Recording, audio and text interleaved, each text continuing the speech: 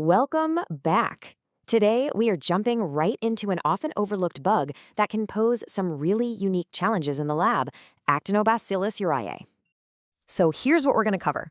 We'll follow this organism all the way from the lab bench to the patient's bedside, hitting on ID, what it does to people, how to treat it, and finally, how to prevent it. Right, so let's get into it. What makes Actinobacillus ureae such an interesting organism to begin with? Well, to set the stage, this bug is usually just hanging out. It's a classic commensal of the human upper respiratory tract. Most of the time, it's completely harmless. But, given the right or wrong opportunity, it can become a pretty nasty opportunistic pathogen. And just a quick note, all the information you're going to see is synthesized from a Gemini deep search with visuals inspired by Microbe Canvas. If you want to dig into the sources yourself, just check out the linked notebook. All right, now for what I think is the most crucial part, especially for those of us on the bench. How do we actually nail the identification and, more importantly, avoid the common pitfalls? So let's start at the microscope. Your first clues are going to be that it's gram-negative and pleomorphic. You might see coccobacilli or some short rods. But the real telltale sign is that classic bipolar staining, right? That safety pin appearance. Now, that's a hallmark of the Pasteurella family. So right away, your mind might jump to something like Pasteurella multicida, and that's exactly where the confusion can start. Okay, moving over to the culture plates, here's a huge differentiator. It grows just fine on sheep blood and chocolate agar, but it will not grow on McConkey. That right there is your first big clue to rule out a whole bunch of Enterobacteriales. And if you're working the bench, you'll probably notice the colonies themselves are often kind of sticky or mucoid.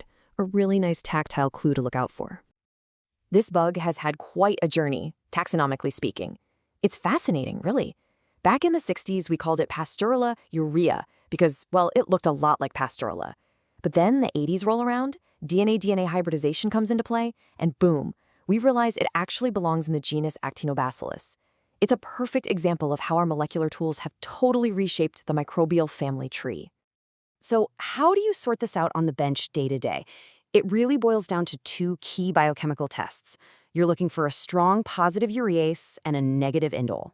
That's your magic combination. It's what's going to help you cleanly separate it from the usual suspects like Pasteurella multocida, which is usually indole positive, or Haemophilus influenzae, which, as we all know, needs its X and V factors to grow. Okay, let's talk about our modern workhorse, MALDI-TOF. It's been an absolute game changer for speed, right? But the big question is, can we always trust it for this particular organism? And this is where you can really get into trouble. Here's the #1 pitfall with MALDI-TOF for Actinobacillus ureae. Your instrument might spit out an ID for a veterinary pathogen, something like Actinobacillus suis, from a human sample with no animal contact history. That should set off major alarm bells. That's your huge red flag. And that's exactly when you have to fall back on the gold standard 16S RNA sequencing to get the definitive answer. Okay, so we've got a solid ID from the lab. Now let's bridge that gap and see what this actually looks like for the patient. What are the clinical syndromes we're actually dealing with? So it can pop up in a few different places, but really it boils down to two main things we see over and over again in the literature. First, pneumonia. That's the most common one. And second, the one we really worry about, meningitis. It's much rarer, but way, way more severe. Now, if you're thinking about pneumonia, your typical patient probably has some underlying lung issue like COPD. But here's the curveball. There are documented cases of severe pneumonia in young, perfectly healthy adults. So you can't just rule it out based on the patient's history. And on the radiology side, it can be a real mimic. You might see a tree in bud pattern on the CT scan, which can send everyone down the wrong path thinking it's tuberculosis. The story with meningitis is usually, and sadly, pretty straightforward. This is an endogenous infection. The bacteria are already there, just living harmlessly in the patient's nasopharynx. The problem starts when there's some kind of breach, a skull fracture from head trauma, maybe neurosurgery. That creates a direct highway for the bacteria to get into the central nervous system, and that's when you get this devastating infection. All right, let's switch gears and talk treatment.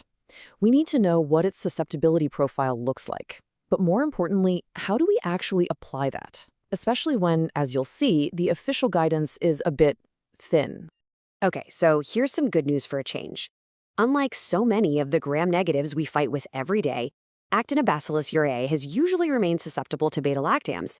Beta-lactamase production is extremely rare, which is great, so your workhorses like penicillin and ampicillin are often still on the table. And of course, as you'd expect for this family, it's intrinsically resistant to things like vancomycin and colistin. But, and this is a big but for the lab, there's a problem. If you look up EUCast, you won't find any species-specific breakpoints for Actinobacillus ureae. So that puts us in a really tricky spot, right? A real gray area. How in the world are we supposed to interpret our MICs? So here's what the experts recommend. The best, most robust method is to use EUCast's non-species-related breakpoints, the PKPD ones. That's the most scientifically solid way to do it. Now, for a more practical, everyday approach, you can cautiously use the breakpoints for a related bug, like Haemophilus influenzae. But, and this is super important, you absolutely have to note that in your report, so the clinicians know exactly what you did. Now for meningitis, the scariest thing this bug can do, the good news is that the guidelines are pretty much in agreement. Whether you're looking at the Dutch swab guidelines or international ones from the IDSA, they both point to the same thing, high-dose ceftriaxone. We're talking 2 grams IV every 12 hours for adults. And for kids, it's a different ballgame. Dosing is obviously weight-based, and it is absolutely critical to get it right. For meningitis, the magic number is up to a maximum of 100 milligrams per kilogram per day of ceftriaxone.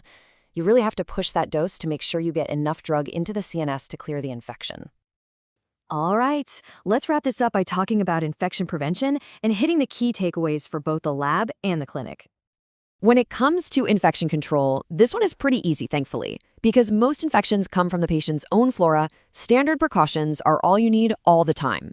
The only exception, if you have a patient with suspected bacterial meningitis before you have an ID, then yeah, you'll want to use droplet precautions just in case it's something more transmissible like Neisseria meningitidis. But as soon as Actinobacillus ureae is confirmed, you can go right back to standard. So if you remember just one thing from all of this, let it be this. When you see this specific pattern from a sterile site, a urease positive, McConkey negative, gram-negative coccobacillus, that has to be an immediate trigger. Your alarm bells should be ringing, and Actinobacillus ureae should be right at the top of your list for investigation. And that's a wrap on our deep dive into Actinobacillus ureae. I really hope this has been useful for you in your work. If you enjoyed this, please do subscribe for more explainers on all things clinical micro. And hey, I genuinely love to hear from you. Have you ever encountered this organism? Let me know in the comments below. Share your experiences, share your feedback. Let's get a conversation going.